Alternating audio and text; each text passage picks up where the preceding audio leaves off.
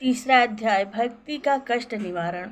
नारद जी बोले, हे मुनीश्वरों, भक्ति ज्ञान और वैराग्य के कष्ट की निवृत्ति के लिए श्रीमद् भागवत शास्त्र की कथा का ज्ञान यज्ञ करूँगा, किंतु यह बताइए कि इस यज्ञ के योग्य कौन सा स्थान है और कृपा करके इसकी महिमा भी मुझे समझाइए। इस कथा की क्या विधि है और यह कितने दिनों में समाप्त कर देनी चाहिए। संकादिक कहने लगे, हे नारद जी, आपको हम यह संपूर्ण विधि बताते हैं। इस कथा के योग्य सुंदर स्थान हरिद्वार के निकट आनंद घाट है। वहाँ पर ऋषि देवता सिद्ध सभी निवास करते हैं। अनेक प्रकार के लता वेलों और वृक्षों की सघनता के कारण बड़ी सुंदर छाया रहती है। उस घाट पर गंगा की सुंदर बालू बिछी हुई है। वहाँ पर अनेक प्रकार के सुंदर पुष्पों की सुगंध आती रहती है।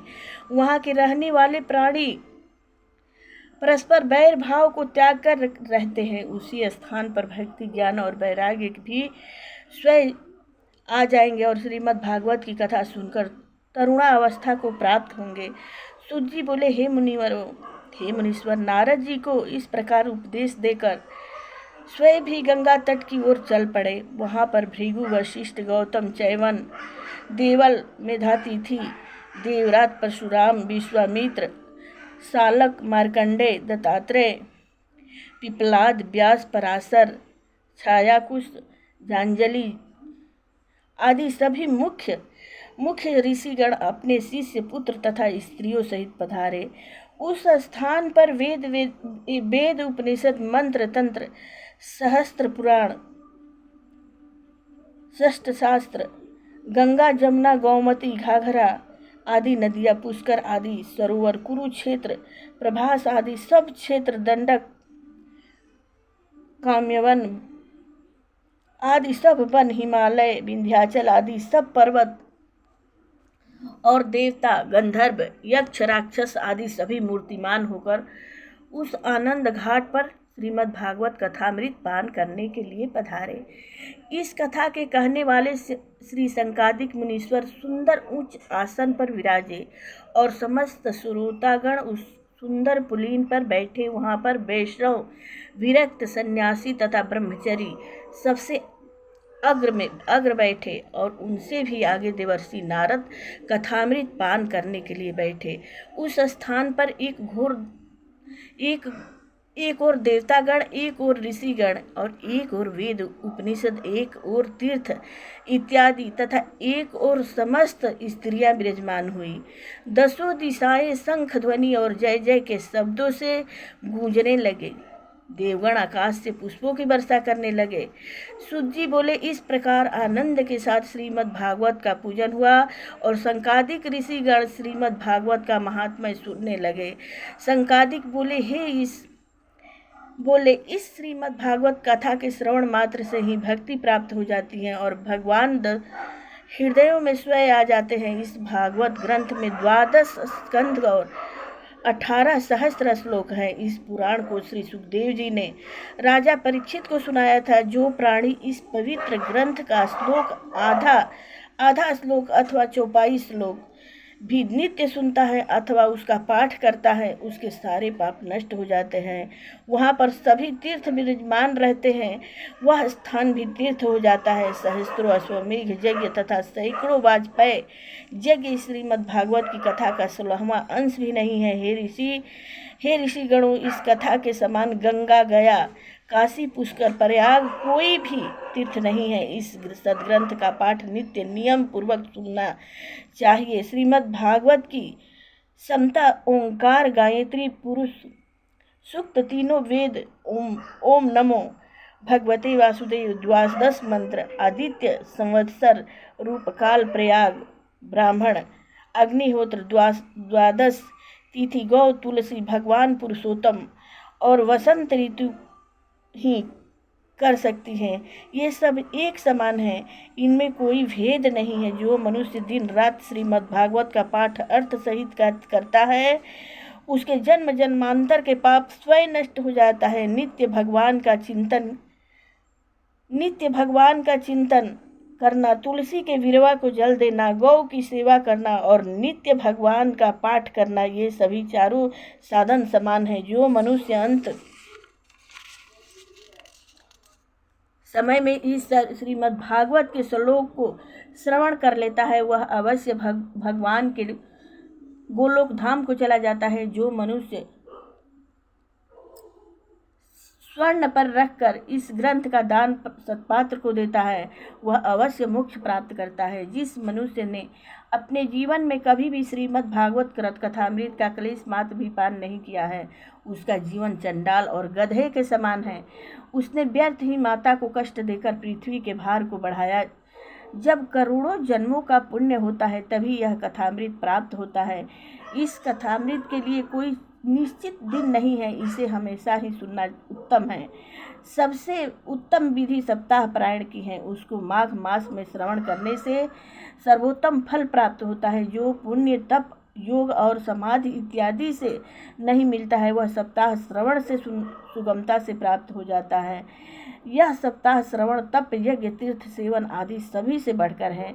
शौनक जी बोले, हे सूत जी, यह आपको बड़ी अपूर्व बात कही कि श्रीमद् भागवत पुराण का महात्म्य इतना उत्तम है, किंतु यह ज्ञान इत्यादि सभी उपायों से बढ़कर किस प्रकार हो सकता है। श्री सूत जी बोले, शौनक आदि यदुनाथ पुरुषोत्तम भगवान श्री कृष्ण इस भूलोक को त्याग कर जब अपने गोलोक धाम को जाने लगे, तब उद्धव जी से बोले, माधव, आप अपने भक्तों को त्याग कर अपने नित्य धाम को जानना चाहते हैं, किंतु आपके यहाँ न रहने पर यह कराल कलयुग आपके भक्तों को अनेक प्रकार का कष्ट देगा और उनके स्वभाव में परिवर्तन कर देगा। अधर्म चारों ओर फैल जाएगा। तब यह पृथ्वी किसका आश्रय लेगी। हे भक्त वत्सल, आपके अतिरिक्त इस पृथ्वी का आश्रयदाता और कोई नहीं है। आप निर्गुण निराकार होते हुए भी सगुण रूप होकर भूभार उतारने के लिए युग युग में पधारते हैं। कलयुग के मनुष्यों के लिए निर्गुण उपासना करना अति कठिन है, फिर किस प्रकार से यह वैष्णव धर्म रहेगा। उद्धव जी के ऐसे वचन सुनकर भगवान कृष्णचंद्र जी बोले, हे उद्धव, मैं अपने जाने के बाद पश्चात श्रीमद् भागवत शास्त्र छोड़े जाता हूँ। उस शास्त्र में मैं स्वयं विराजमान हूँ। श्रीमद् भागवत शास्त्र में मैं स्वयं विराजमान हूँ। वह मेरी साक्षात वाणी है। इसके सेवन श्रवण पाठ तथा दर्शन मात्र से ही प्राणियों के सब पाप दूर हो जाएंगे। कलयुग में कोई भी साधन इस सप्ताह श्रवण से बढ़कर नहीं माना जाएगा, इसलिए इस सप्ताह श्रवण का विधान किया गया है। सूत बोले, हे मुनीश्वरों, जिस समय संत शिरोमणि संकादिक ऋषि सप्ताह श्रवण की महिमा का वर्णन कर रहे थे, उसी क्षण एक आश्चर्यजनक घटना हुई। वहाँ पर भक्ति, ज्ञान और वैराग्य, हरे कृष्ण हरे गोविंद हरे मुरारी हे नाथ नारायण वासुदेव आदि भगवान के नामों का उच्चारण करते हुए प्रकट हुए। भगवान की परम प्रिय भक्ति को आते देखकर सब ऋषिगण बड़े प्रसन्न हुए और भक्ति ने कहा, मैं कलिकाल के प्रभाव से नष्ट हो चुकी थी, किंतु श्रीमद् भागवत के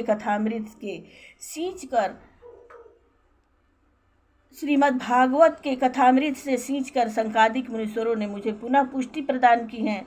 अब मुझे मेरे निवास का स्थान बताइए। यह सुनकर संकादिक बोले, हे भक्ति महारानी, तुम भगवान को अति प्रिय हो और भक्तजनों को पुष्टि प्रदान करती हो, इसलिए आप उन्हीं भक्तजनों के हृदय में विराजमान हो जाओ।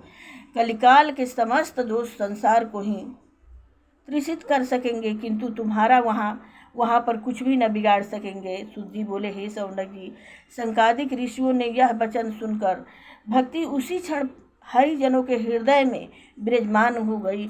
प्रेम से बोलिए, 88 सहस्त्र ऋषि गण की जय हो, भक्ति माता की जय, ज्ञान वैराग्य भगवान की जय हो।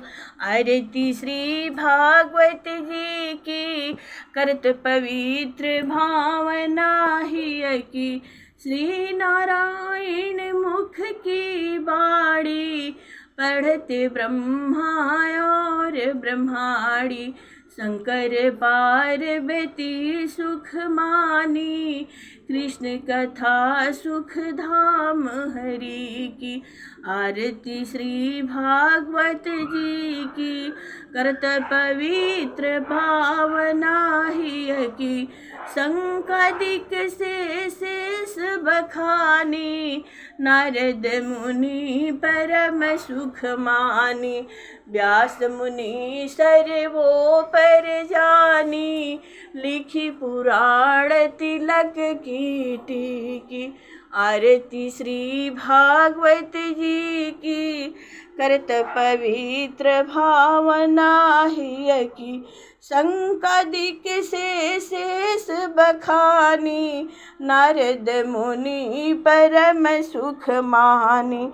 व्यास मुनि सर्वोपर जानी, लिखी पुराण तिलक की टीकी।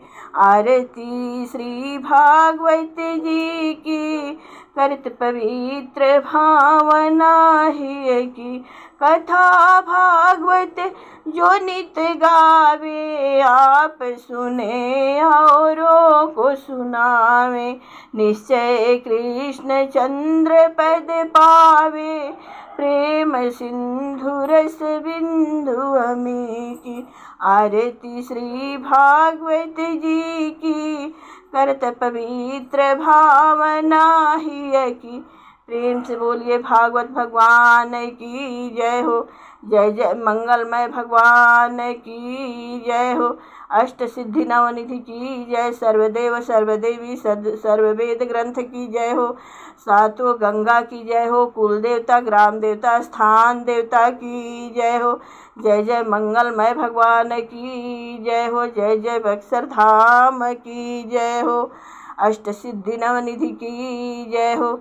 कथा विसर्जन होत है सुनहु वीर हनुमान, जो जन जहाँ से आए हैं तह तह करहु निवास। सियावर रामचंद्र की जय, पवन सुत हनुमान की जय। जय हो बांके बिहारी नंद के लाला चित्तौर बिहारी की जय।